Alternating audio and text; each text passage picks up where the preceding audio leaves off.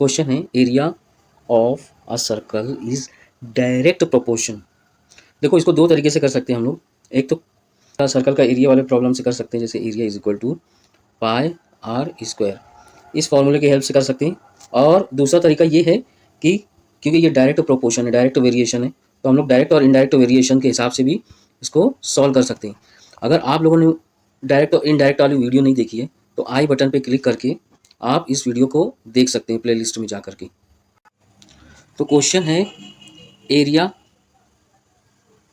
Direct very कर रहे हैं स्क्वायर ऑफ रेडियस के, मतलब area variation direct variation square of radius के।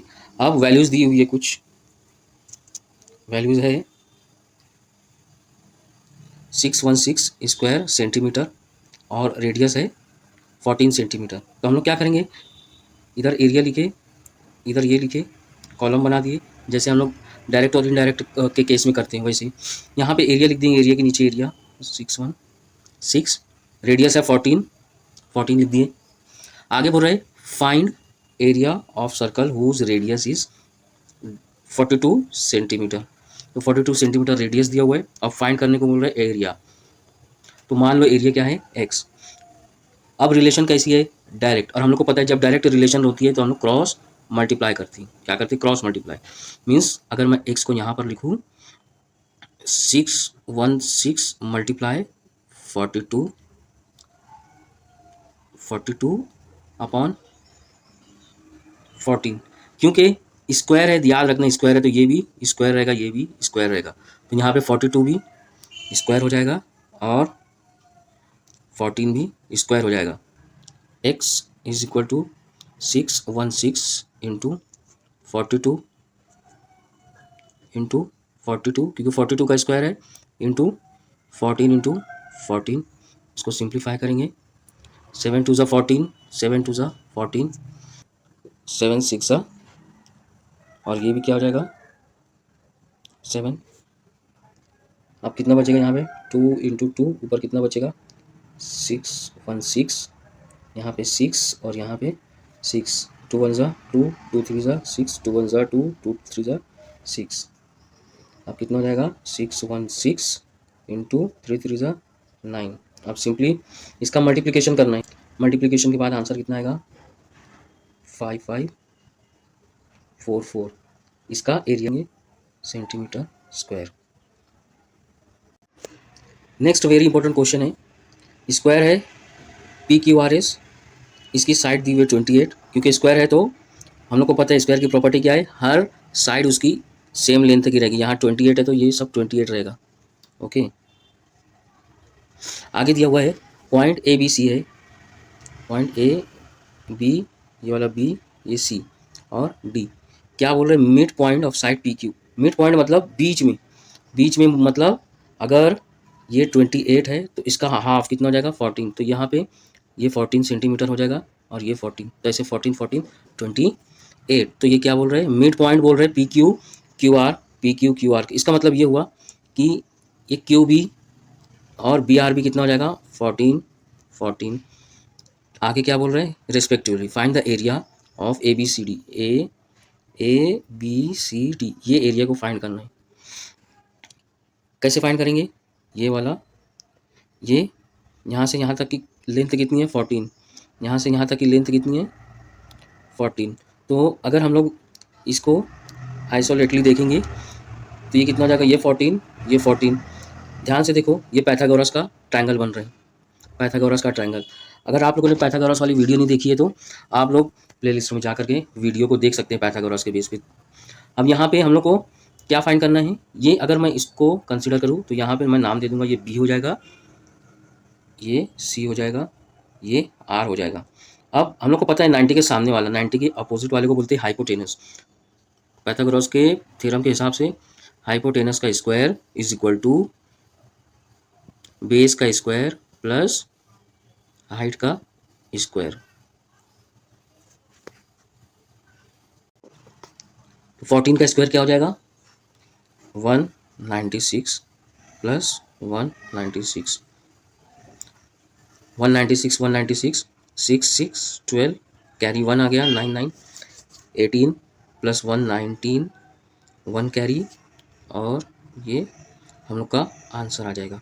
आंसर क्यों आएगा? कि बी सी स्क्वायर, अभी ध्यान से देखो, ये जो है ट्रायंगल, ये ट्रायंगल, ये ट्रायंगल का जो हाइपोटेनस था, ये जो जिसका एरिया पूछा जा रहा है उसकी एक साइड के स्क्वायर था, उसकी एक साइड का स्क्वायर था। और हम लोग को पता है ये भी क्या है, ये भी स्क्वायर है, और एक एक साइड इसकी स्क्वायर है, तो क्या होता है साइड इंटू साइड, मतलब साइड साइड बराबर है। तो यहाँ पे बी सी ए सी के बराबर है, यहाँ क्या है side A B B C के बराबर रहेगी, बी सी डी के बराबर रहेगी, और सी डी किसके बराबर रहेगी, डी ए के बराबर। तो इसका मतलब है B C D C square क्या हो जाएगा, इसका एरिया हो जाएगा, इसीलिए डायरेक्ट इसका आंसर है ये कितना आएगा, स्क्वायर सेंटीमीटर। इसका आंसर ये रहेगा। नेक्स्ट क्वेश्चन है, ट्रायंगल दिया हुआ है P Q R, Q angle Q 90 degree का है, क्यू एम परपेंडिकुलर है पी आर के ऊपर, और पी क्यू 12 सेंटीमीटर है, क्यू आर 16 सेंटीमीटर है। फाइंड कर रहे हैं Q M. Q M find करने को बोल रहे क्यू एम। अगर पी आर हम लोग को दिया होता तो हम लोग एरिया का फॉर्मूला डायरेक्ट लगा सकते हैं, लेकिन पी आर दिया हुआ नहीं है, तो सबसे पहले हम लोग को पी आर फाइंड करना है, उसके बाद हम लोग को एरिया फाइंड करना है। तो फिर हम लोग क्या लगा सकते हैं, ट्रायंगल का एरिया की इक्वेशन। ट्रायंगल के एरिया के ऊपर भी हम लोग ने वीडियो बना रखा है, प्लेलिस्ट में जाकर के आप लोग देख सकते हैं। तो एरिया ऑफ ट्रायंगल क्या हो जाएगा, half base into perpendicular height होता है। अभी यहाँ पे बेस कितना है, यहाँ पे बेस है 16, हाइट कितना है 12, इसको कैंसिल करेंगे, 2 8 जा 16, क्या बचा 8 इंटू 12, 8 इंटू 12 मतलब 96। तो अभी हम लोग को इसका एरिया फाइंड हुआ है, ठीक है। अब नेक्स्ट क्या है, इसको हम लोग बेस लेंगे, किसको, पी आर को बेस लेंगे और क्यू एम को हाइट लेंगे, और सेम फॉर्मूले में पुट करेंगे, जैसे ये वाला formula, area of triangle is equal to 1/2 base into perpendicular height, ठीक है। अब यहाँ पे बेस हम लोग ले लेंगे पी आर, तो यहाँ पे बेस हम लोग का पी आर हो जाएगा, और परपेंडिकुलर हाइट क्या हो जाएगी, एम क्यू या क्यू एम हो जाएगी। एरिया हम लोग ने देखा 96 स्क्वायर सेंटीमीटर। अब यहाँ पे हम लोग को पी भी फाइंड करना है, पी आर भी फाइंड करना है, और क्यू एम भी फाइंड करना है, राइट। पी आर फाइंड करना है पहले, पी आर जैसे Pythagoras theorem, we find P R. तो पी आर क्या हो जाएगा पाइथागोरस के हिसाब से, P R square is equal to, यहाँ पी आर स्क्वायर क्या हो जाएगा 16 square plus 12 square, 16 square plus 12 square. 16 का स्क्वायर क्या होता है 256, प्लस 12 का 144, दोनों की एडिशन आ जाएगी 400 पी आर स्क्वायर। तो हम लोग को पी आर स्क्वायर कितना मिला 400। तो पी आर क्या हो जाएगा, P R is equal to √400, और √400 मतलब 20। तो पी आर की वैल्यू हम लोग को मिल गई 20। अब क्या करना है, वापस से एरिया का फॉर्मूला लगाना है। Area A is equal to 1/2 base यहाँ पे हो जाएगा पी आर, और हाइट हो जाएगी क्यू एम।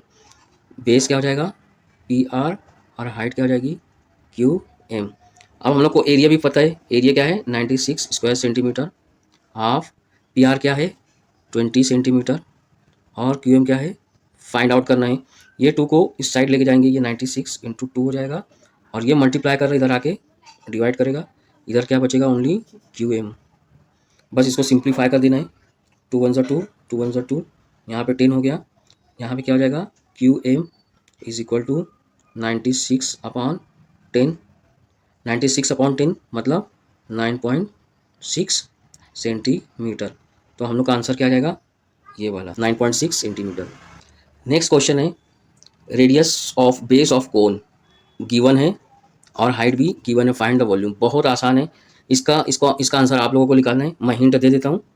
हिंट है, इसमें सबसे पहले वॉल्यूम का फॉर्मूला लिखना है, कोन के वॉल्यूम का फॉर्मूला। कोन के वॉल्यूम का फॉर्मूला याद होना चाहिए, 1/3 पाई आर स्क्वायर एच। ओके, यहाँ पे वैल्यूज पुट करना है। 1/3 है, वैल्यू है, पाई की वैल्यू क्या होती है 22/7, आर की वैल्यू दी हुई है 21 का स्क्वायर, हाइट दी हुई है 20 सेंटीमीटर। ओके, बस इसको सिंप्लीफाई करना है और इन चारों में से कोई भी एक आंसर आएगा। इसका आंसर आप लोगों को कमेंट में लिख करके बताना है। That's all in this video, thank you.